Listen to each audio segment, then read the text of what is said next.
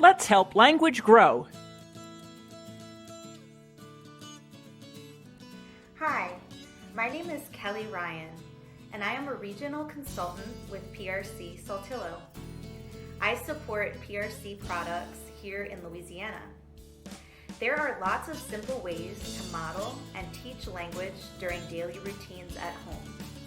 I want to show you some ways to use the words on and off today.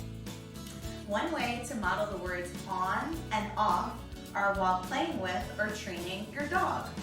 Oliver, get on your bed. On. Good boy. When it's time to go for your walk, you can get off your bed, Oliver. Off. Good boy. Let's put your leash on. Good boy. Leash on. All right, let's go. There are some obvious ways to teach on and off in your child's daily dressing routine. In the morning, you can put their shoes on, modeling on, or take their shoes off, modeling off. You can also do this with all of their other items of clothing.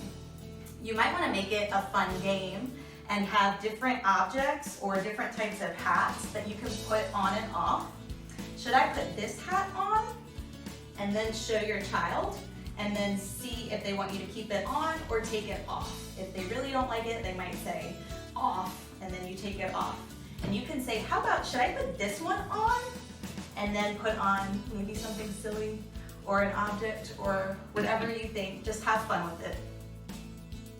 You can model the words on and off while listening to music or the radio at home. Turn the music on.